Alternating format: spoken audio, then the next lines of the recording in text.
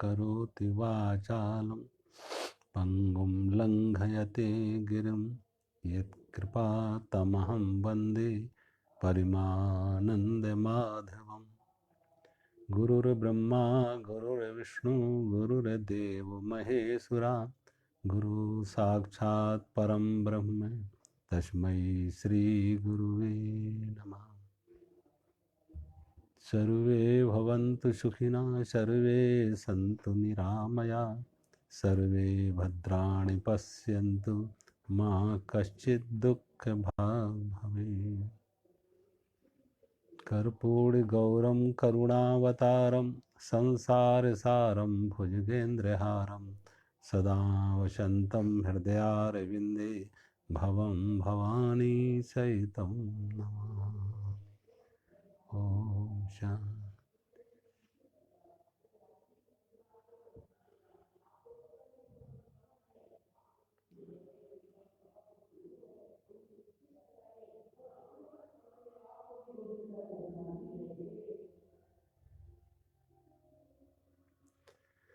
हेम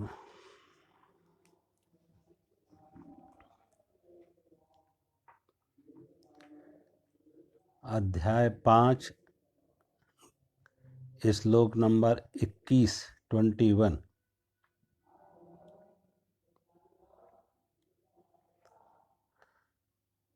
बाह्य स्पर्शेषु असक्तात्मा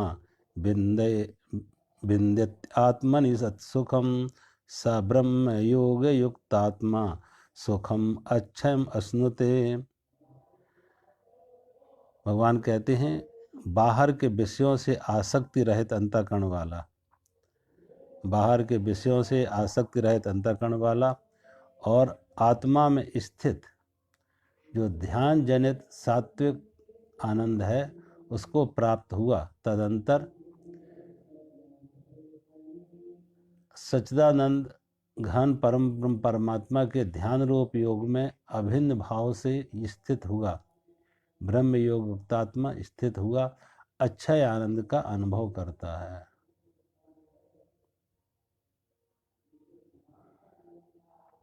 तो भगवान कहते जो बाहर के विषयों में आसक्ति रहित है ऐसा साधक आत्मा में स्थित ध्यान जन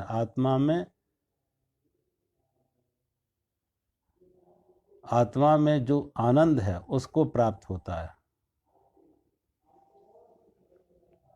तो विषयों से हमारी आसक्ति कम होती है तो आत्मा से हमारा संबंध जुड़ता है और आत्मा का आनंद प्राप्त होता है। और आत्मा के आनंद को जो प्राप्त होता है वही अभिन्न भाव से स्थित परम अक्षय आनंद का भी अनुभव करता है। तो भगवान कहते हैं आत्मा आनंद का से कौन जुड़ता है, आत्मा आनंद को कौन प्राप्त करता है, आत्मा के आनंद को जो बाहर के विषयों से हटता है। अब बाहर के जो विषय, बाह्य स्पर्श, स्पर्श का अर्थ है जो बाहर के जितने भी विषय, 5 ज्ञानेंद्रिय, 5 विषय, शब्द स्पर्श रूप रस गंध, ये 5 विषय। आँख का स्पर्श रूप में है, जीभ का स्पर्श स्वाद में है, कान का स्पर्श शब्द में है, नासिका का स्पर्श गंध में है, त्वचा का स्पर्श कोमल स्पर्श में है। तो जो जो 5 विषय हैं और इन्हीं 5 विषयों के साथ साथ भगवान कहते हैं कि हमारा मन, ये मात्र विषय, इंद्रियां ही विषयों में सुख नहीं ले रही हैं। इंद्रियां तो विषयों के साथ जुड़ेंगी क्योंकि आंख नहीं फोड़ी जा सकती है, कान नहीं बंद किए जा सकते हैं। बाहर से विषयों का ज्ञान हमें होगा, नासिका से गंध भी आएगी, कान से शब्द भी सुनेंगे, आंख से रूप भी देखेंगे। तो इनके देखने मात्र से कोई हमारे अंदर आसक्ति नहीं बनती है। इन्होंने देखने का अपना काम किया। आँख ने, अब सोचो सड़क पर चलते हैं, बाजार में हम कहीं जाते हैं, तो क्या जिस जिस को हम देखते हैं उसके प्रति हमारी आसक्ति बन जाती? बाजार में हम जाते हैं, जो जो हम चीज देखते हैं, क्या सबके प्रति आसक्ति बन जाती? नहीं बनती है। हजारों चीजें देखते हैं, लेकिन हजारों में से कोई 1, 2, 10 चीजें हमारे अंदर जा पाती हैं, जिनका अंदर से, जिनके प्रति कोई वासना थी, कोई कामना थी, कोई मांग थी, कोई चाह थी, वो हमारे अंदर प्रवेश करेंगी। बकाया तो बाहर की बाहर रह गई। आंख ने देखा जरूर, अब सड़क पर चलेंगे तो आंख खोल के ही चलेंगे। संसार में रहेंगे तो कानों का भगवान ने जो दिए हैं, कानों का उपयोग भी करेंगे, लेकिन कान वासना में कब परिवर्तित होते? जब उसके साथ ये शब्द में सुख है, इसमें सुख है, इस संगीत में सुख है, इस शब्द में सुख है, गीत में सुख है, ये बातें, जो बातें सुनने में अच्छी लग रही हैं, मन को प्रिय लग रही हैं, उनमें सुख है। ऐसे ही जो रूप हम देख रहे हैं, उस रूप में सुख है। जो जीभ से स्वाद ले रहे हैं, उस स्वाद में सुख है, उसमें सुख है, तो उसके प्रति वासना बनती है। रूप सुंदर लगेगा तो वासना बनेगी, भोजन स्वादिष्ट लगेगा तो एक वासना बनेगी, कान से कोई संगीत सुखद लगेगा, प्रिय लगेगा तो वासना बनेगी। अब जिन जिन के प्रति हमारे मन में वासना बनती, तो उनको हम लेना चाहेंगे कि वो कैसे भी मिले, एन कैन प्रकार, कैसे भी वो वस्तुएं, वो व्यक्ति, वो पदार्थ, वो भोग हमें उपलब्ध हों। तो जब उनके प्रति हमारा ऐसा आकर्षण होगा, कैसे भी हमें वो प्राप्त हों, अब एक बार हमने देखा और वासना बन गई, कामना बन गई, अब वो कामना को रोक पाना बड़ा मुश्किल है, उस वासना को रोक पाना बड़ा मुश्किल है। तो भगवान कहते हैं, उसी समय जब आंख ने रूप को देखा, जिह्वा ने स्वाद लिया, उसी समय थोड़ा साक्षी भाव जगाएं, उस वासना को ही देखें, उस कामना को ही देखें, उस भोग की इच्छा को ही देखें। थोड़ा अगर होश जगाया तो देखेंगे कि वो हमारी अंदर जो वासना पैदा हो रही थी, कामना जो बन रही थी, आसक्ति जो बन रही थी, वो रुक सकती है। इसलिए जहां पहले तो कोशिश ये हो, प्रारंभिक अवस्था में भगवान कहते हैं, प्रारंभिक अवस्था में, कि हम अपनी इंद्रियों को ऐसे विषयों से थोड़ा दूर रखें जिन विषयों के कारण मन में, जिनकी वासना हमारे अंदर है, जैसे रूप की वासना है, भोग की वासना है, स्वाद की वासना है, उनको थोड़ा दूर रखें। कुछ समय के लिए जब दूर रखेंगे, अब हर समय ऐसे माहौल में रहेंगे जहां आंख से रूप भी देख आकर्षण है, रूप का भी आकर्षण है, स्वाद का भी आकर्षण है, हर तरह की वासनाएं बनाने का चारों तरफ से माहौल है, तो स्वाभाविक है जरा कठिन बात हो जाएगी।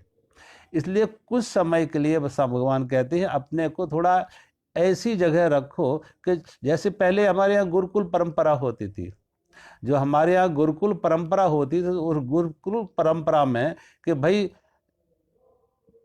25 साल की उम्र तक 4 आश्रम व्यवस्था होती है, ब्रह्मचर्य, गृहस्थ, वानप्रस्थ और संन्यास। तो 25 साल तक ब्रह्मचर्य के रूप में गुरुकुल में रहते थे।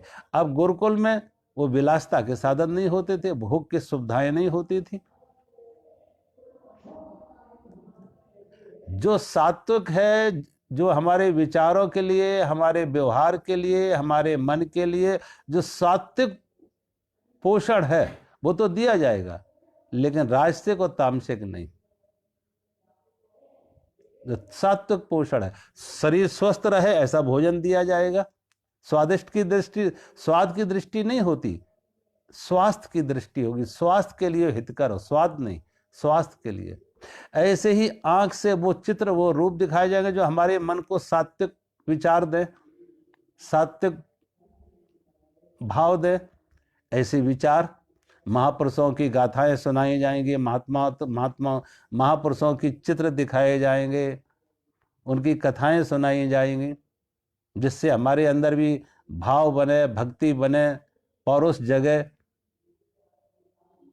अब पहले लोग हनुमान जी की कथाएं पढ़ते थे, कोई भीष्म पितामह की कथाएं पढ़ते थे, भगवान बुद्ध और महावीर की कथाएं पढ़ते थे, कृष्ण की लीलाएं पढ़ते थे, राम के चरित्र पढ़ते थे। तो अब उस तरीके के भाव बनते थे।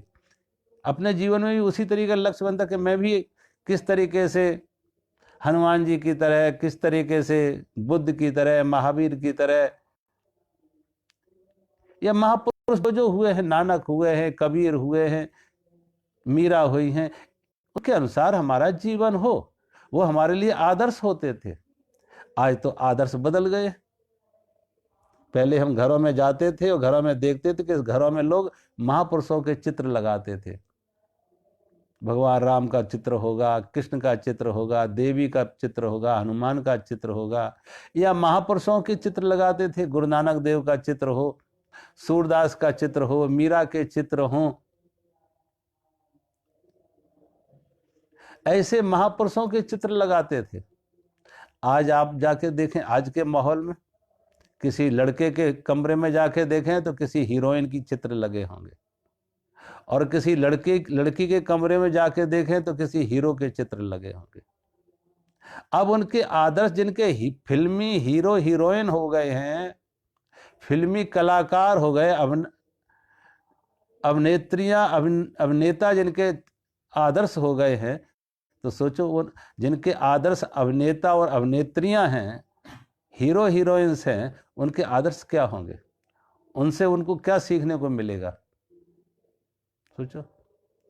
अब जो आदर्श पहले थे कि आदर्श हमारे लिए मीरा होती थी, हमारे लिए कृष्ण होते थे, गुरु नानक देव होते थे, हमारे लिए हनुमान जी होते थे आदर्श, बुद्ध महावीर हमारे आदर्श होते थे। तो अब वो माहौल क्या, हमें क्या प्रेरणा मिलती थी, उनसे हमें क्या शिक्षा मिलती थी? सोचो। और आज क्या प्रेरणा मिलेगी, क्या आदर्श मिलेंगे, क्या सीखने को मिलेगा जब किसी हीरो हीरोइन को नौजवान लड़का लड़कियां अपने कमरों में उनके चित्र टांग रहे,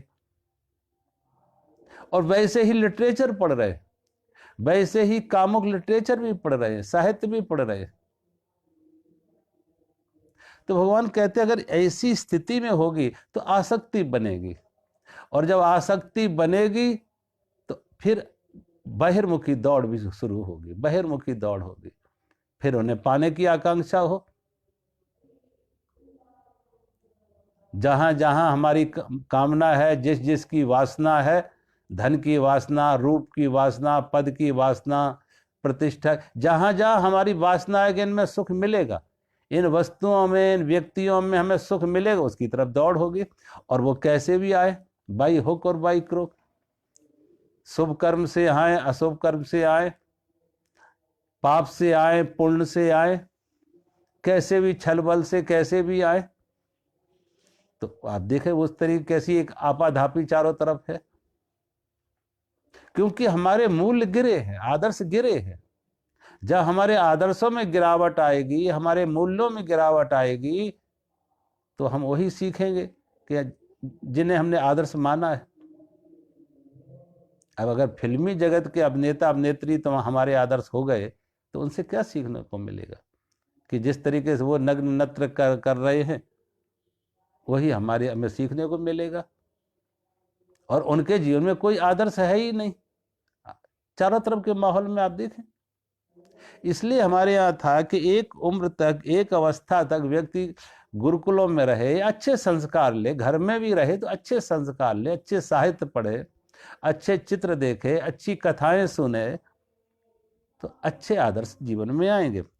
और इसलिए भगवान कहते हैं जो बाहर के विषयों से आसक्त रहे थे। अब बाहर के विषयों से आसक्त रहे कौन है? ये नहीं कि इंद्रियों को रोका जाए, इंद्रियां तो अपना काम कर ले, मन को मोड़ा जाए, मन को मोड़ा। ये आदर्श आंख नहीं लेती, आदर्श मन लेता है।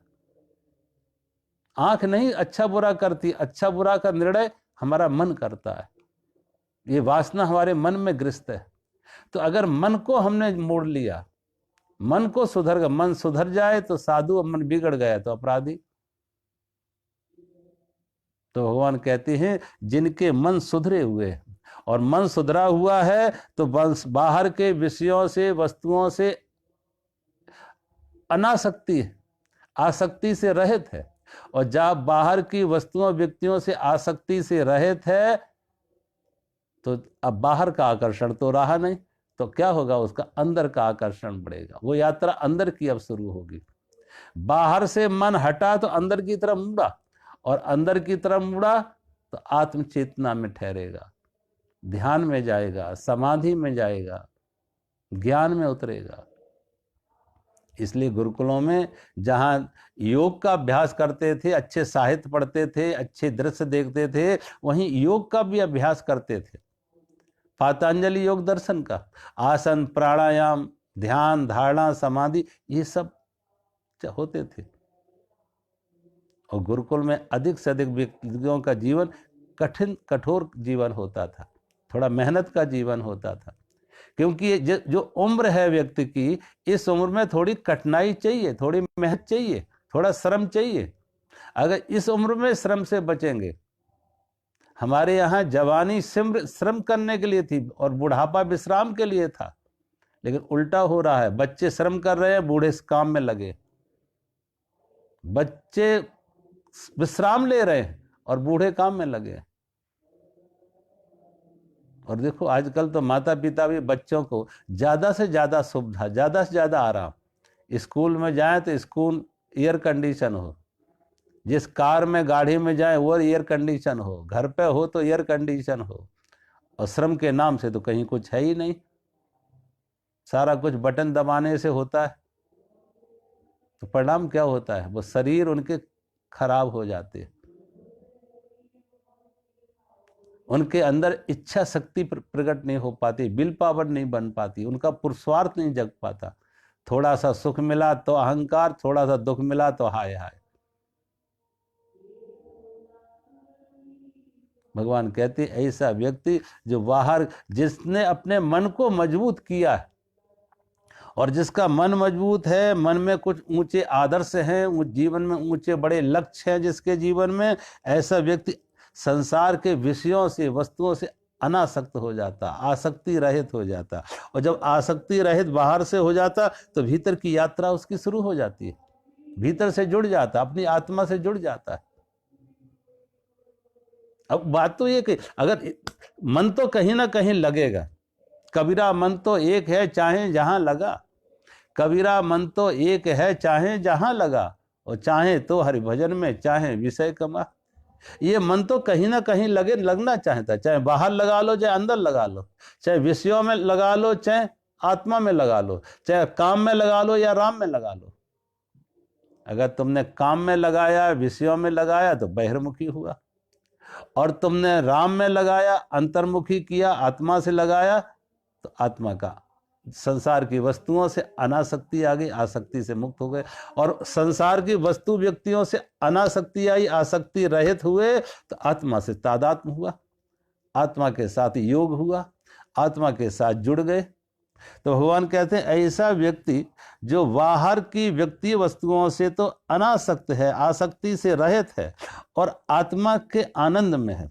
और जो आत्मा का आनंद जिसने लिया है, ऐसे व्यक्ति को की स्थिति परमात्मा से, योग, ब्रह्म योग युक्त आत्मा, वो परमात्मा के साथ भी जुड़ा है।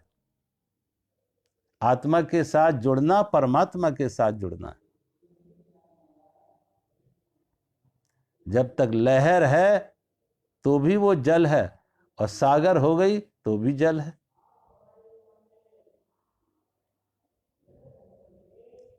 लहर होते होते उसे ये ज्ञान आ गया, लहर के रूप में ये ज्ञान आ गया कि मैं ये नाम रूप नहीं हूं, लहर मात्र नहीं हूं, मैं तो सागर, मैं तो जल हूं। तो समूचा सागर जल ही तो है, जल ही तो है समूचा सागर।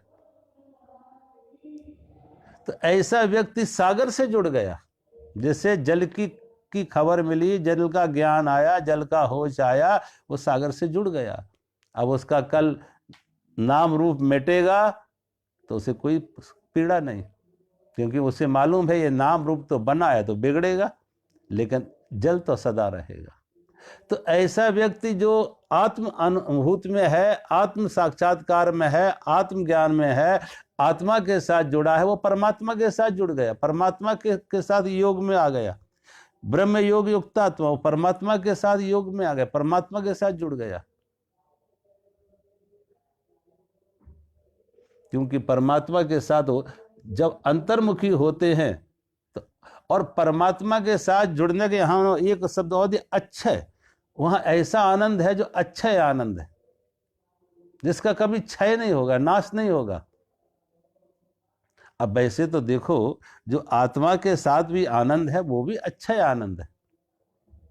चूंकि शरीर की एक सीमा है, शरीर की एक सीमा है, शरीर का जन्म हुआ, शरीर की मौत होगी, शरीर में बीमारी होगी, बुढ़ापा आएगा, तो शरीर में ये परिवर्तन आ रहे हैं। लेकिन अगर वो आत्मा के साथ जुड़ा है तो कोई भी परिवर्तन, जन्म मृत्यु जरा व्याधि, कोई भी परिवर्तन, शरीर के परिवर्तन हो, परिस्थितियों के परिवर्तन हो, व्यक्तियों के परिवर्तन हो, लेकिन जो आत्मा से जुड़ गया है और संसार से अनासक्ति में आ गया, संसार की आसक्ति से हट गया, आत्मा जुड़ गया, वो किसी भी परिस्थिति में उसके पास दुख नहीं आएगा।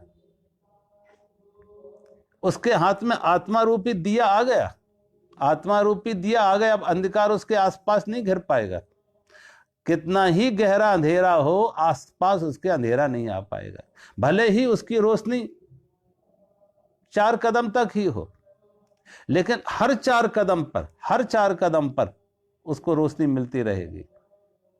किसी आदमी को दिया कि ये दिया लेके जाओ, रोशनी लेके जाओ, तो उसने कहा हमारी तो हजारों मील की यात्रा है, और हजारों मील की यात्रा इस छोटे से दिया से कैसे पूरी होगी? हजारों मील की यात्रा छोटे से दिया से कैसे पूर्ति होगी? इसकी प्रकाश तो मात्र 4 कदम तक है, इसका प्रकाश तो मात्र 4 कदम तक ही है। उसके गुरु ने कहा लेकिन इसके 4 कदम कभी खत्म नहीं होंगे। तुम सारी दुनिया घूमाओ, हजारों मील चलाओ, लेकिन ये 4 कदम कभी खत्म नहीं होंगे। कि जैसे 1 कदम तुम आगे बढ़ाओगे, वैसे ही 1 कदम आगे रोशनी भी बढ़ जाएगी। जैसे 1 कदम आगे बढ़ाओगे तो रोशनी भी 1 कदम आगे बढ़ जाएगी, और ये 4 कदम सदा रोशनी आगे रहेगी। और कभी 4 कदम से ज्यादा तो चलोगे नहीं, चलोगे तो एक ही 1 कदम। तो जैसे तुम आगे बढ़ते जाओगे, ऐसे रोशनी भी आगे बढ़ती जाएगी, और हजारों मील की यात्रा तुम छोटे से दिया से कर सकते हो। अब एक तो अंधेरे में चलने के लिए दिया का रास्ता लिया है, दूसरा व्यक्ति वो है कि जो दिन में है, रात्रि में है ही नहीं, अब दिया की जरूरत नहीं, अब चारों तरफ रोशनी ही रोशनी है।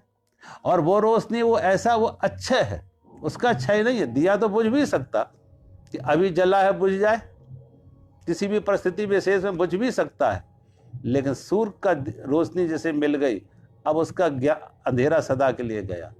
तो भगवान कहते हैं जो आत्मा से जुड़ा है वो भी आत्म सुख से को उपलब्ध हुआ है, आत्म शांति को उपलब्ध हुआ है, आत्म सुख को उपलब्ध हुआ है, आत्म तृप्ति को उपलब्ध हुआ है। लेकिन जो आगे वही आत्मा ने उसे परमात्मा से जोड़ दिया तो अच्छा है, वहां तो अब क्षय का कोई कारण है ही नहीं।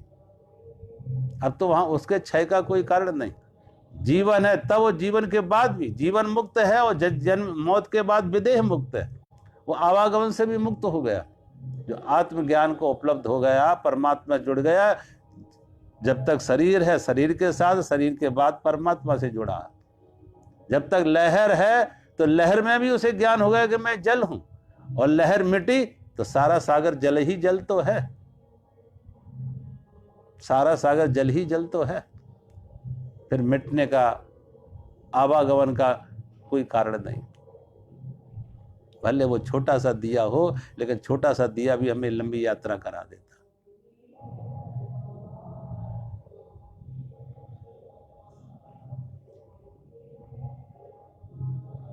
तो भगवान कहते हैं ऐसा व्यक्ति जो अनासक्त है, जिसका संसार की आसक्तियों से जो मुक्त हो गया है, संसार की आसक्ति से मुक्त हो गया है, संसार के विषयों से, वस्तुओं से मुक्त हो गया है। और भगवान कहते ऐसा व्यक्ति जो संसार के विषयों से, वासनाओं से, वस्तुओं से आसक्ति रहित है और आत्मा के आनंद के साथ जुड़ गया है, वही व्यक्ति आगे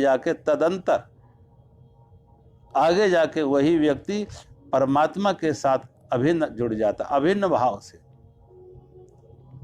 अब लहर ना रही, सागर हो गई, तो अभिन्न रूप से जुड़ गया। अब भिन्नता खत्म हुई। अभी तक तो भिन्नता थी, क्योंकि लहर अलग थी, सागर अलग दिख रही थी। लहर का एक रूप, सागर का ही एक रूप लहर बन गई थी। सागर का एक रूप लहर बन गई थी, जिसे नाम दिया, रूप दिया कि लहर है। लेकिन जब वो लहर विलय हो गई तो सागर ही सागर है, अभिन्न। अब परमात्मा, अब अभिन्न रूप से जब परमात्मा से जुड़ा तो अक्षय, वहां पे अक्षय सुख मिलेगा, अक्षय आनंद मिलेगा। अब उस आनंद का कोई अभाव नहीं, उस आनंद का कभी नाश नहीं।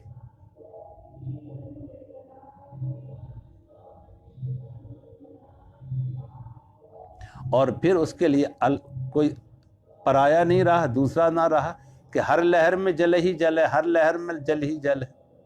तो सभी लहर अपना ही रूप दिखेगी उसे। अगले श्लोक में भगवान कह रहे हैं,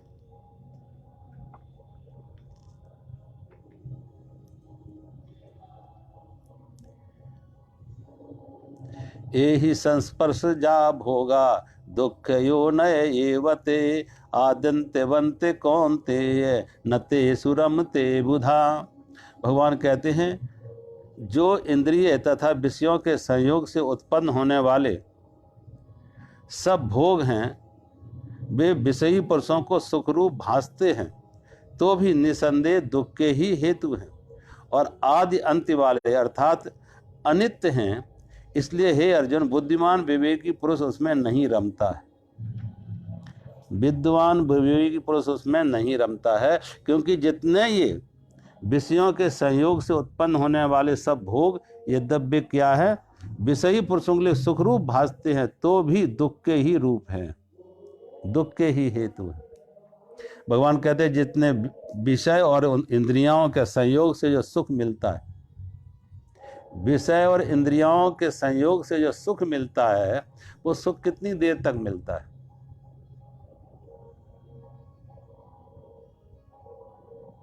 अब भोजन में सुख है, सोचो, अगर भोजन में सुख है, लेकिन कितने भोजन में? एक सीमा से ज्यादा ले लिया तो दुख था, वहां सुख था, वो दुख बन गया। एक सीमा से ज्यादा गया तो जो सुख था वो दुख बन गया। और जो सुख है वो सदा रहने वाला नहीं है।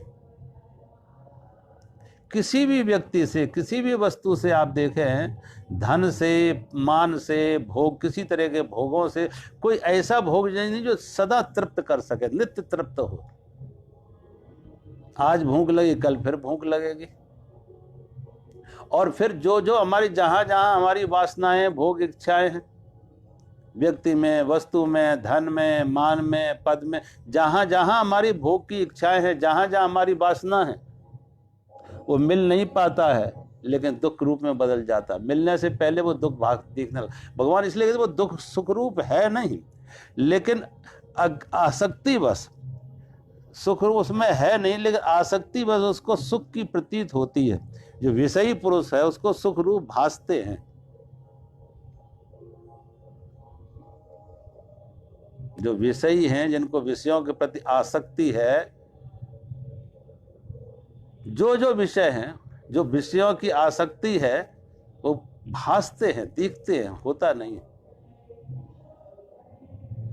जब तक नहीं मिलते तक, अगर उनमें सुख होता, अगर बड़े धन में सुख होता, बड़े पद में सुख होता, सोचो, अगर बड़े धन में सुख होता, तो जो धन में हमने सुख चाहा था कि यहाँ पे सुख है, तो वहां पहुंचे तो फिर ठहर जाना चाहिए कि बस मिल गया, लेकिन ठहरते तो नहीं है, आगे की दौड़ शुरू हो जाती है। इतने धन में नहीं, और ज्यादा धन में, और फिर जो और धन खोजा उसमें वहां पहुंचते हैं, तो उसमें भी नहीं, इसमें नहीं, और आगे में, और में, और में। तो अगर सुख होता तो मिल गया होता ना, फिर हम ठहर गए होते, ये दौड़ बंद हो जाती, ये कामना बंद हो जाती, तृप्त हो जाते। ऐसे ही पद में देखो, किसी ने पद में कहा कि बस अब इस पद से आगे हमें कुछ और नहीं चाहिए। जब तक उसे पद दिखते आगे से आगे पद, वो दौड़ रहती है। आगे से आगे पद दिखते, इस पद में नहीं उस पद में, इस कुर्सी में नहीं उस कुर्सी में, उस कुर्सी में नहीं उस कुर्सी में, आगे से आगे कुर्सियां दिखती जाती है और दौड़ चालू रहती है। क्योंकि अगर इन कुर्सियों में सुख रहा होता तो जो कुर्सी को हमने पहले खोजा था कि ये मिल जाए, तो वहां सुख मिल गया होता, लेकिन मिला तो नहीं, तो तुरंत आगे की कुर्सी दिखने लगी और उस आगे कुर्सी की तरफ दौड़े कि ये मिल जाए तो सुख, वहां भी पहुंचे तो फिर आगे की दिखने लगी, इसमें भी सुख नहीं मिला। तो सुख का एक भुलावा है, एक छलावा है, सुख होता नहीं है, सुख होता नहीं है। सुख का एक छलावा है, एक इल्यूजन है, एक भ्रांति है, एक भ्रम है, एक मृग तृष्णा है कि यहां नहीं जल है और आगे, वहां नहीं है थोड़ा और आगे, वहां नहीं और आगे आगे रहेगा। अगर होता तो मिल गया होता। अगर धन में सुख होता, वस्तु में सुख होता, व्यक्ति में सुख होता, पदार्थ में सुख होता, भोगों में सुख होता, तो मिल गया होता, लेकिन मिलता नहीं। दौड़ आगे से आगे जारी रहती है, दौड़ आगे से आगे जारी रहती है, इसमें नहीं और आगे में, उसमें नहीं उसमें, और आगे, मिलता नहीं।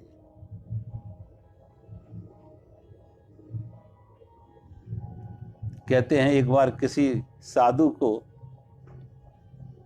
किसी देवता ने एक फल दिया। एक साधु को देवता ने एक फल दिया और कहा ये फल ऐसा है कि इसे तुम खाओगे तो अमर हो जाओगे, अजर अमर हो जाओगे।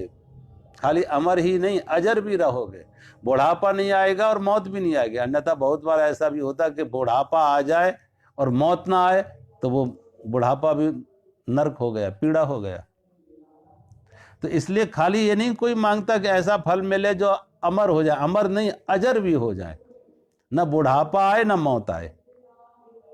क्योंकि बुढ़ापा आ जाए तो संसार के सुख भी नहीं भोग सकते हैं, विषयों में रस भी नहीं ले सकते हो।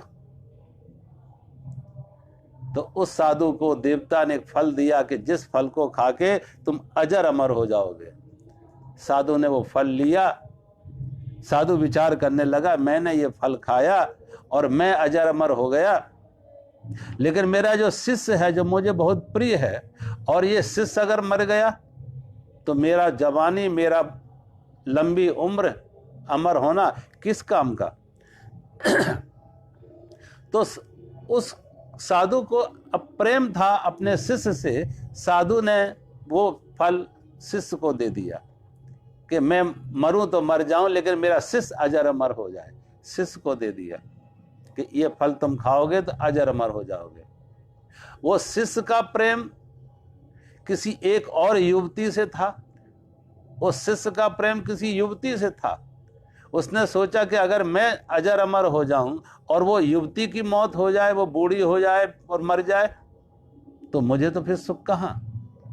तो उसने चाहा कि मैं मरूं तो मरूं लेकिन ये युवती अजर अमर हो जाए। उसने वो फल उस युवती को दे दिया कि ये अजर अमर हो जाए। और जब उसको फल मिला कि उसने विचार किया कि अगर मैं अजर अमर हो जाऊं, उसका एक सिपाही से, राजा के एक सिपाही से प्रेम था। तो उसने सोचा अगर मैं अजर अमर हो जाऊं और ये सिपाही मर गया जिससे मेरा प्रेम है तो मुझे तो सुख नहीं। तो उसने वो फल उस सिपाही को दे दिया। सिपाही को दे दिया। सिपाही विचार करने लगा अगर इतना मूल्यवान फल मैं खाऊं, उससे अच्छा है कि सिपाही का प्रेम राजा की रानी से था। उसने वो फल रानी को दे दिया। जब रानी ने वो फल लिया कि मैं अजर अमर हूं, उसने कहा मैं अजर अमर हो जाऊं और मेरा बेटा मर गया, मेरा बेटा मर गया तो हमें तो बड़ा दुख। तो उस रानी ने वो फल अपने बेटे को दे दिया। और जब बेटे को फल दिया कि अजर अमर हो जाएगा, बस बेटा अगर इस फल को खाएगा, बेटा विचार करने लगा मेरा पिता अगर इस फल को खाए, जो राजा है, मेरा पिता इस फल को खाए तो मेरा पिता अजर अमर हो जाए तो राज्य का बड़ा काम करेगा, राज्य की बड़ी सेवा होगी, राज्य के लोगों को सुरक्षा मिलेगी, न्याय मिलेगा। उस बेटे ने वो फल अपने पिता को, राजा को दे दिया।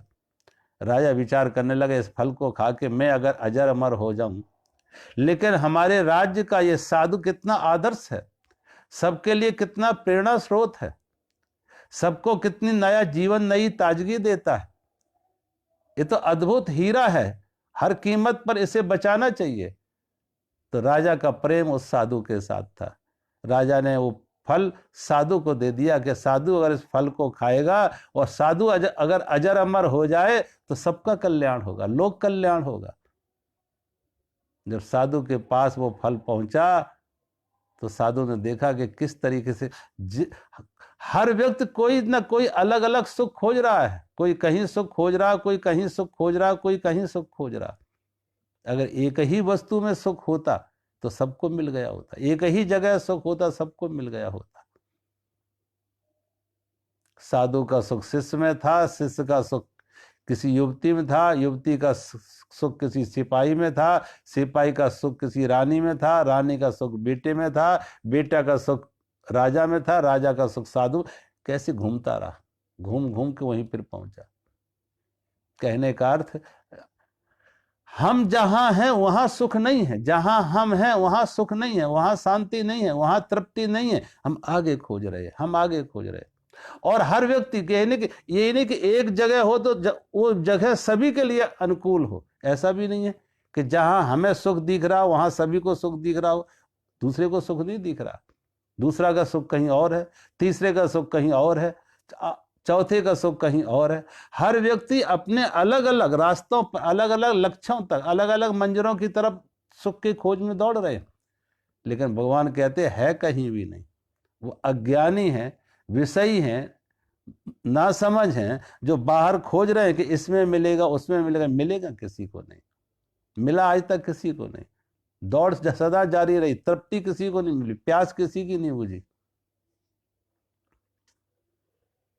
हर आदमी प्यासा है, हर आदमी प्यासा है, और हर आदमी चाह रहा है इनके घर जाके हमें पानी मिलेगा, इनके यहाँ कुआं होगा। और उसके यहाँ भी कुआं नहीं, वो किसी वो दूसरे के तरफ जा रहा है कि उसके यहाँ कुआं होगा, वहां पानी मिलेगा। कुआं किसी के पास नहीं है। प्यासे सभी है, और एक दूसरे से अपेक्षा सभी रख रहे हैं कि इससे प्यास बुझेगी, उससे प्यास बुझेगी, इससे सुख मिलेगा, उससे सुख मिलेगा, इस व्यक्ति से सुख मिलेगा, उस वस्तु से सुख मिलेगा, इस व्यक्ति या वस्तु को पाके हमें हमारी प्यास बुझेगी। लेकिन बुझनी किसी को नहीं है। इसलिए भगवान कहते हैं जो समझदार हैं, ज्ञानी हैं, वो समझ रहे हैं कि इनमें किसी में सुख है नहीं, इनमें किसी में सुख है नहीं। इंद्रियों और विषयों के सहयोग से उत्पन्न होने सब भोग यद्यपि विषयी पुरुषों को सुखरूप भासते हैं, सुखरूप भासते हैं, लेकिन सुख होता नहीं है। और भगवान कहते हैं अगर सुख मान भी लेके सुख है इनमें, तो आदि और अंत वाले हैं, आने और जाने वाले। जो आते हैं वो चले भी जाते हैं, एक दरवाजे से आए तो दूसरे दरवाजे से चले गए। वो ठहरने वाले नहीं, नित्य नहीं है, अनित्य। भगवान कहते वो नित्य नहीं है, अनित्य है। आज मिलेगा तो कल छिन जाएगा, छूट जाएगा। जहां जहां हमने सुख चाहा था, सोचो, जहां जहां सुख के लिए दत्तक दी, सुख ना मिला, दुख और बढ़ते गए। जहां सुख खोजा, सुख ना मिला, दुख और बढ़ते गए। जहां फूल समझे थे, हाथ में आए तो फूल नहीं, वो तो कांटे थे। अगर सुख रहा होता तो हर व्यक्ति बचपन से आए तक इतनी दौड़ लगाई, इतना श्रम किया, इतना समय बिताया, श्रम किया, समय लगाया, लेकिन सुख मिला? एक व्यक्ति नहीं मिलेगा जो ये कह दे कि बचपन से, हर व्यक्ति आज यही कहेगा, हर व्यक्ति यही कहेगा बचपन हमारा गोल्डन पीरियड था, गोल्डन टाइम था जीवन का। हर व्यक्ति यही कहेगा बचपन स्वर्णिम टाइम था। अगर बचपन स्वर्ण का था, गोल्डन पीरियड था, तो अब तो डायमंड पीरियड होना चाहिए था, अब तो और ज्यादा सुखी होना चाहिए था। क्योंकि इतना श्रम किया, इतना समय लगाया, इतनी भागदौड़ की, तो और नजदीक सुख के पहुंचना था, और सुख के सरोवर पर पहुंचना, सुख के अमृत कुंड तक पहुंचना था अब तो। लेकिन सुख के अमृत कुंड पे ना पहुंच के सुख से और दूर होते गए, और दुख दूर होते गए, सुख कम होते गए, दुख बढ़ते गए, सुख से दूरी कम होती गई, दुख के और नजदीक पहुंचते गए। पहले एक दुख था तो आज 10 दुख हो गए। तो अगर इनमें सुख होता, जिस धन में सुख हो जाता, तो धन में सुख होता तो आत्म तृप्ति हो गई होती, संतुष्टि हो गई होती, भाग दौड़ रुक गई होती। तो भगवान कहते है नहीं, लेकिन एक आश्वासन झूठा है, एक छलावा है, एक मिथ्या आभास है, इसलिए व्यक्ति दौड़ रहा है, इसमें नहीं उसमें, उसमें नहीं उसमें, आगे से आगे, आगे से आगे।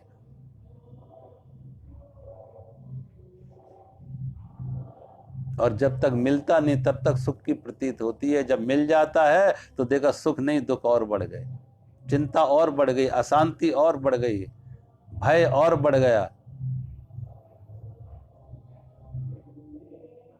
और भगवान कहते हैं अगर है भी तो बहुत क्षणिक है, बहुत क्षणिक है। जो जहां जहां सुख को हमने चाहा, धन में चाहा हो, मान में चाहा हो, व्यक्ति में चाहा हो, वस्तु में चाहा हो, स्वाद में चाहा हो, शब्द में चाहा हो, स्पर्श में सुख चाहा, जहां जहां सुख चाहा, सोचो वो कितनी देर तक सुख की प्रतीति हुई। आजकल लोगों के पास देखो सुविधा बहुत है, बड़ी बड़ी कोठी हैं, बड़ी बड़ी सुविधा है, लेकिन मन को शांति नहीं है। ऐसे लोग रोटी कम खाते हैं, दवाइयां ज्यादा खाते हैं। ऐसे लोगों के पास, सुविधा संपन्न लोगों के पास देखो, वो रोटी कम खाते हैं, दवाइयां ज्यादा खाते हैं। और एयर कंडीशन कोठी है, बड़े बड़े ऊंचे गद्दे हैं, लेकिन कंपोज खा खा के सोते हैं, नींद भी नहीं आती है। वो ऊंचे गद्दे किस लिए किए थे, एयर कंडीशनिंग किस लिए किए थी, सुविधा किस लिए, कि और अच्छी नींद आएगी। गद्दा तो आया लेकिन नींद चली गई, सुविधा तो आई लेकिन शांति चली गई। अब ऐसे लोगों को देखो कंपोज और ट्रैंकुलाइजर खा खा के सो रहे हैं, उससे पूछो सुख है, सुख मिला? तो भगवान कहते आदि अंत वाले हैं, अगर मिला भी तो कितनी क्षण, कितनी क्षण के लिए वो मिला जैसा लगा। वो इंद्रधनुष जैसा होता नहीं है, इंद्रधनुष कहीं आकाश में खोजने जाओ तो दूर से सप्तरंगी दिख रहा है, सप्तरंगी है, बड़े सुंदर रंग दिख रहे हैं, लेकिन खोजने जाओ तो कहीं इंद्रधनुष होता नहीं। कहीं कहीं तो हमने देखा परमानेंट इंद्रधनुष बना रहता हर समय, दिन के समय, रात को नहीं, दिन के समय। अमेरिका और कनाडा के बीच में नियाग्रा फॉल है, अमेरिका और कनाडा के बीच में नियाग्रा फॉल है। एक तरफ अमेरिका, दूसरी तरफ कनाडा, और दोनों को जोड़ने वाला एक ब्रिज है, एक पुल है, और उस पुल का नाम ही है रेनबो ब्रिज, रेनबो ब्रिज। जब भी दिन के समय, किसी भी समय दिन में देखोगे सूर्य निकला हो तो हर समय वो रेनबो दिखेगा, हर समय इंद्रधनुष दिखेगा वहां, हर समय इंद्रधनुष। फोटो ले सकते हो, मैंने खुद फोटो ली है, लेकिन तुम खोजने जाओ वो इंद्रधनुष कहाँ है, आकाश में किस जगह है, तो कहीं कुछ नहीं मिलेगा, कहीं कुछ नहीं मिलेगा। दिख रहा दूर दूर से बड़ा सुहावना है, फोटो भी ले सकते हो, फोटो में भी आ जाएगा इंद्रधनुष, लेकिन तुम खोजने जाओ कि पकड़ में आ जाए हाथ में वो इंद्रधनुष, वो कहीं नहीं मिलेगा। ऐसे ही भगवान कहते हैं वस्तुओं में, व्यक्तियों में सुख की प्रतीत होती है, सुख होता नहीं है।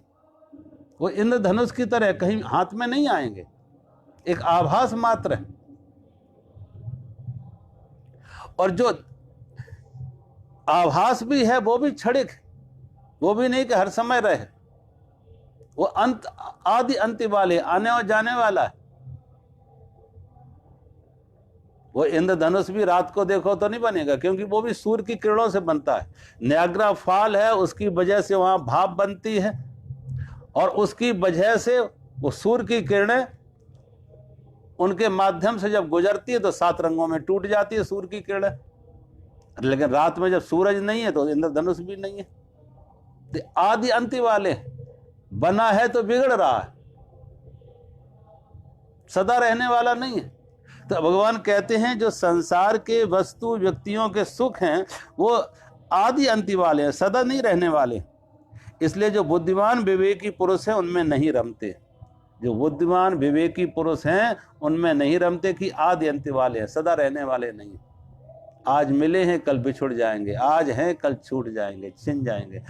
असल में उनकी कोई सत्ता नहीं, एक अपीयरेंस है, वो है नहीं। इसलिए भगवान कहते हैं, अगले श्लोक में भगवान कह रहे हैं,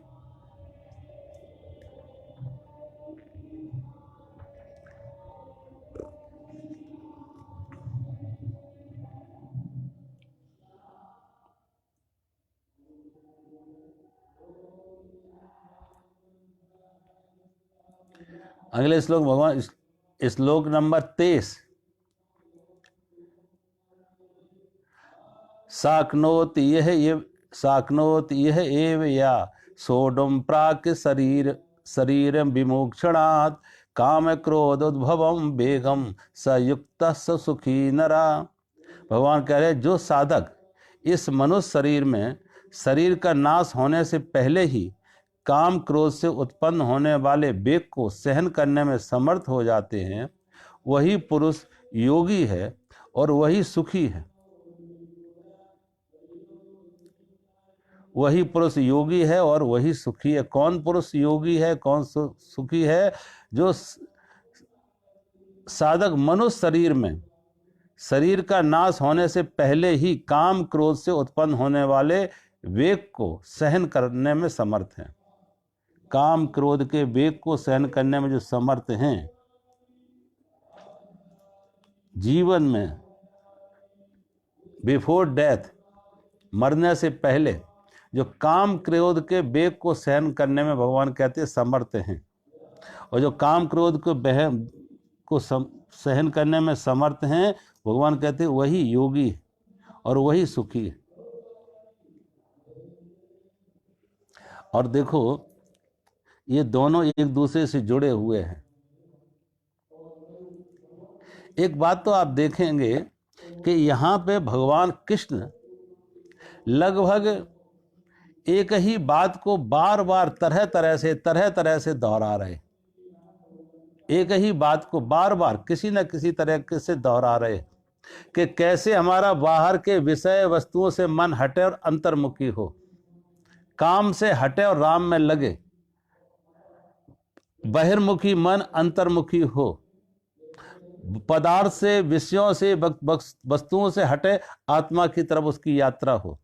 अब तरह तरह से भगवान कितनी तरह से ये इशारे दे रहे, हजार तरह, कभी पूरब से, कभी पश्चिम से, कभी उत्तर से, कभी शरीर के स्तर से इशारा दे रहे तो कभी मन की तरफ से इशारा दे रहे, कभी बुद्धि की तरफ से इशारा, कितने इशारे दे रहे कि कैसे भी अर्जुन की समझ में ये बात आ जाए। इसलिए बार बार आप देखेंगे ऐसा लग रहा है जैसे भगवान एक ही बात को बार बार दोहरा रहे।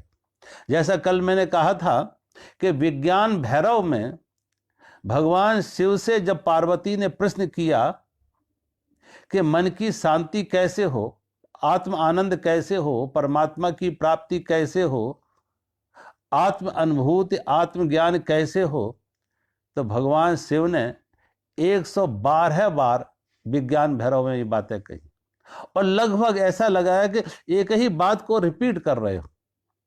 कभी वो कहते हैं शरीर में आती जाती श्वास के साक्षी बन जाओ, आती जाती श्वास के साक्षी बन जाओ, कभी कहते काम और क्रोध के साक्षी बन जाओ, कभी कहते हैं मान अपमान के साक्षी बन जाओ, लाभ हानि के साक्षी बन जाओ, संयोग वियोग के साक्षी बन जाओ।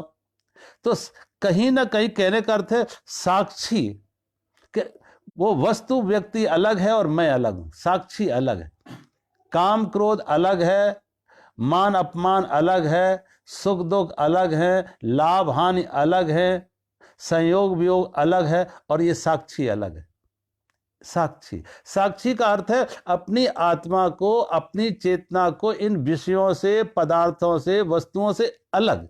वो जड़ है, मैं चेतन हूं, वो दृश्य है, मैं दृष्टा हूं, वो नाशवान है, मैं अविनाशी हूं, वो परिवर्तनशील है, मैं अपरिवर्तनशील हूं, वो अनित्य है और मैं नित्य हूं, तो जो मैं नित्य हूं, मैं का अर्थ है आत्मा, चेतना, मैं नित्य हूं, मैं साक्षी हूं, मैं दृष्टा हूं। तो भगवान शिव बार बार पार्वती को आत्म अनुभूति की तरफ लेके जा रहे हैं, आत्म ज्ञान की तरफ लेके जा रहे हैं, आत्मा के साथ संबंध बनाने की तरफ लेके, आत्मा के साथ संबंध बन जाए, क्योंकि साक्षी तो आत्मा ही होगी, शरीर तो साक्षी नहीं है। आत्मा शरीर की भी साक्षी है कि शरीर में किशोर अवस्था आई, शरीर में जवानी आई, शरीर में बुढ़ापा आ रहा, आत्मा उसकी भी साक्षी है। मन बदल रहा है, कभी मन मेरा शांत होता, कभी अशांत होता, कभी अच्छे विचार, कभी बुरे विचार, मन उसका भी साक्षी है। तमाम तरह के भाव बदले, हमारे मन उसका भी साक्षी है। हमारी इंद्रियों की शक्ति कभी कम कभी ज्यादा, तो मन उसका भी साक्षी, हमारा आत्मा उसकी भी साक्षी है, इंद्रियों की भी साक्षी है। तो जो हमारी आत्मा इंद्रियों की साक्षी है, हमारी शरीर की साक्षी है आत्मा, हमारे मन और बुद्धि की साक्षी है, विचार और भावनाओं की साक्षी है जो हमारी आत्मा, वो आत्मा के साथ तादात्म्य हो, आत्मा के साथ लगाव हो, आत्मा के साथ जुड़े। भगवान बुद्ध के बारे में यही, इसलिए भगवान कृष्ण बार बार से, इशारे तो एक ही तरफ है। कोई गुरु अपने शिष्य को चांद की तरफ इशारा करके बता रहा कि चांद वो है, चांद वो है। तो अनेक तरह से, कभी एक तरफ ले जाता, वहां से इशारा कर देता, फिर दूसरी तरफ उसको लेके जाता, वहां से इशारा करता, फिर तीसरी तरफ लेके जाता, फिर वहां से इशारा करता। कोई भी इशारा पकड़ ले, ये कोई एक इशारा भी पकड़ ले तो चांद तक उसकी यात्रा सफल, चांद को देख पाएगा। कहीं एक इशारे को अनेक अनेक दिशाओं से, अनेक अनेक तरफ से, अनेक अनेक बार वो गुरु इशारा कर रहा है कि चांद को देख लो। ऐसे ही भगवान कृष्ण अनेक अनेक प्रकार से, अनेक अनेक दिशाओं से, अनेक अनेक रूप में इशारे दे रहे हैं कि अर्जुन कैसे भी पकड़ ले। भगवान बुद्ध के बारे में कहते हैं कि भगवान बुद्ध के पास जब कोई प्रश्न करने आता था तो कहते एक बार प्रश्न करो तो बुद्ध जवाब नहीं देते थे, एक बार प्रश्न करो तो बुद्ध जवाब नहीं देते थे। हो सकता है इसका प्रश्न नहीं है, कौतूहल मात्र हो, एक क्यूरियोसिटी हो। बहुत बार लोगों को देखो कि मात्र समय बिताने के लिए, टाइम पास करने के लिए, कोई दो आदमी पास बैठे हैं, उसने देखा ये आदमी तो चुप बैठा है, तो कैसे बातचीत में ऐसे लगाएं, कोई बातचीत में ऐसे लगाएं तो कोई प्रश्न पूछ बैठा। अब वो प्रश्न, थोड़ी देर वो चुप रहेगा तो प्रश्न भूल जाएगा। प्रश्न उसका प्रश्न था नहीं, एक कौतूहल था, किसी से जुड़ने के लिए, कोई समय पास करने के लिए कौतूहल था। तो भगवान बुद्ध जवाब नहीं देते थे एक बार पूछने को। हो इसका प्रश्न अंदर का प्रश्न नहीं है, आत्मा से उठा प्रश्न नहीं है, आत्मा की कोई प्यास नहीं है इसमें, एक कौतूहल है मन का, चुप रह जाते थे। फिर वो दूसरी बार पूछता, और फिर जब तीसरी बार पूछता था तो भगवान बुद्ध उत्तर देते। जब तीसरी बार पूछता तो भगवान उत्तर देते थे। और फिर भगवान बुद्ध भी एक बार नहीं, 3 बार उत्तर देते थे, उस प्रश्न के 3 बार उत्तर देते थे। तो किसी ने पूछा भगवान बुद्ध से, आप 3 बार प्रश्न सुनते हैं और 3 बार उत्तर देते हैं? तो भगवान बुद्ध ने कहा, मैं 3 बार उत्तर इसलिए दे रहा हूं कि शायद पहली बार ना समझ पाओ तो दूसरी बार समझ लो, और दूसरी बार नहीं समझ पाए तो शायद तीसरी बार समझ लो।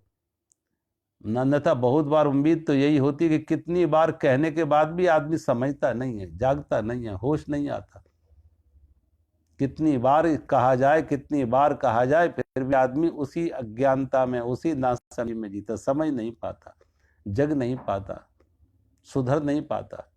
इसलिए भगवान कह रहे हैं, अब भगवान फिर उसी बात को अलग ढंग से फिर इशारा दे रहे हैं कि अर्जुन अब समझ ले। इतनी बार कहने के बाद, इतने इशारे के बाद, अब अर्जुन की दृष्टि कहीं आगे जाए आत्मा की तरफ। तो इस श्लोक में भगवान कह रहे हैं कि जो साधक मनुष्य शरीर में शरीर का नाश होने से पहले ही काम क्रोध से उत्पन्न होने वाले वेग को सहन करने में समर्थ है, काम क्रोध के वेग को सहन करने में समर्थ है। अब काम क्रोध के वेग को सहन कौन कर पाएगा? सोचो, पहली बात तो ये देखें, ये काम क्यों है, काम क्यों आता है। काम का अर्थ ही इतना है कि सुख हमसे बाहर है। सुख हमसे बाहर व्यक्तियों में है, वस्तुओं में है, सुख हमसे बाहर है। सुख हमसे बाहर है, दूसरे से सुख मिलेगा, धन से सुख मिलेगा, पद से सुख मिलेगा, व्यक्तियों से सुख मिलेगा, दूसरे से सुख हमें मिलेगा, इसलिए काम। अब दूसरे से सुख मिलेगा इसलिए काम पैदा हुआ, और उसकी प्राप्ति में कोई रुकावट आ जाए, धन की प्राप्ति में, पद की प्राप्ति में, व्यक्ति की प्राप्ति में कोई रुकावट आ जाए तो क्रोध आएगा।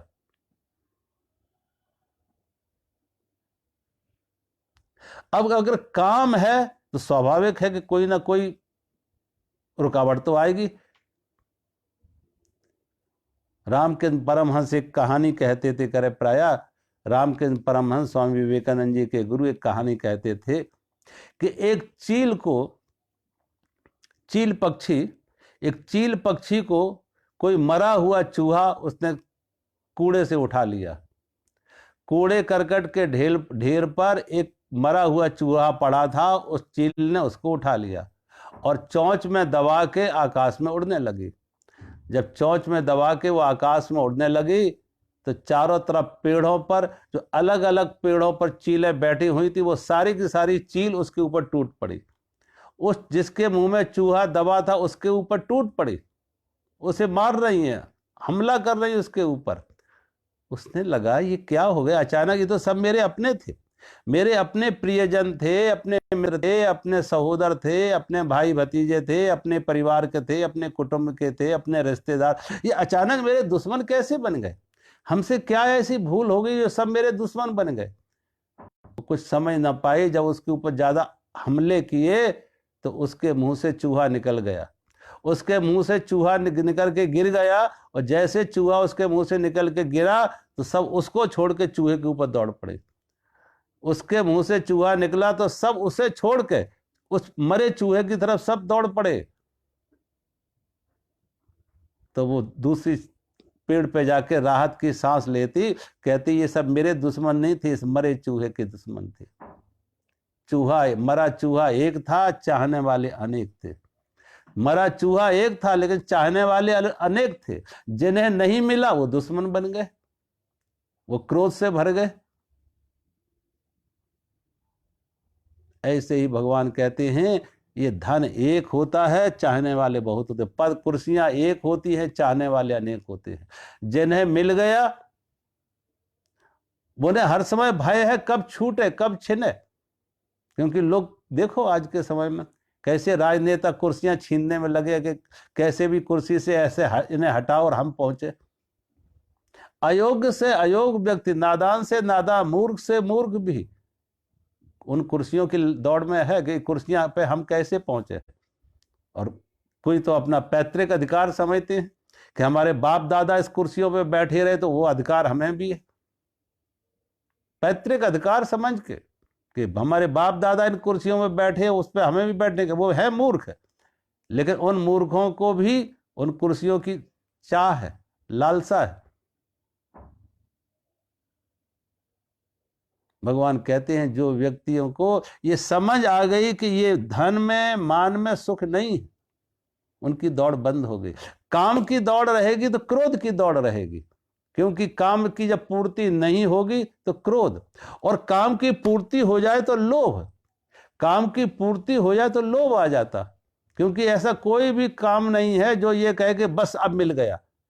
जब तक नहीं मिला तब तक काम था कि इतना मिल जाए, जितना मिल गया इतना नहीं, और मिल जाए, और मिल जाए, और ज्यादा धन मिल जाए, और बड़ी कुर्सी मिल जाए, और तो लोभ भी पैदा हो गया।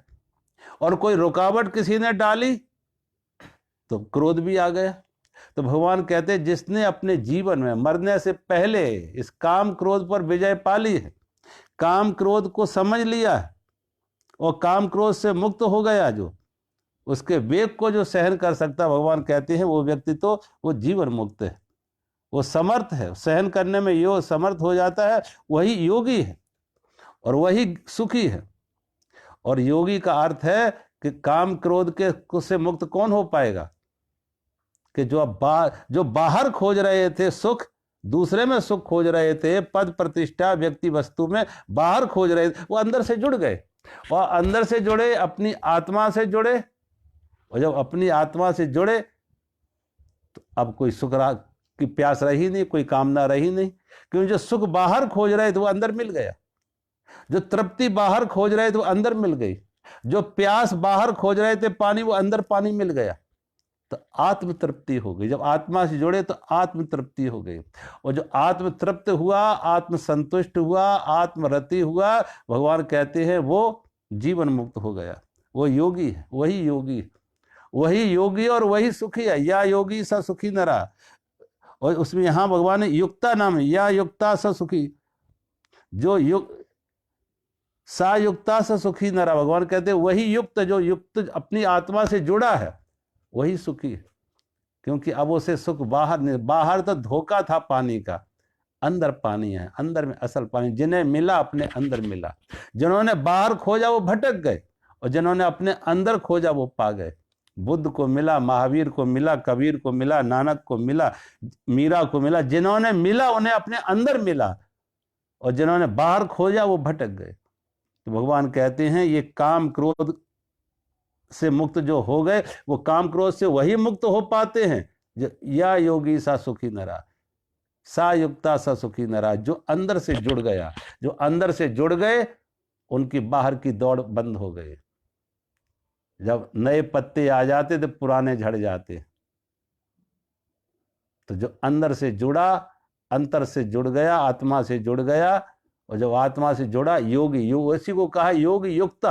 आत्मा से जुड़ा, आत्मा से जुड़ा तो उसकी प्यास खत्म, उसकी दौड़ खत्म, उसकी मांग खत्म, उसे आत्म तृप्ति आ गई, आत्म संतुष्टि आ गई, वो आत्मरति हो गया, दौड़ बंद। भगवान का ऐसा व्यक्ति योगी है जो शरीर के मरने से पहले वो जीवन मुक्त हो गया।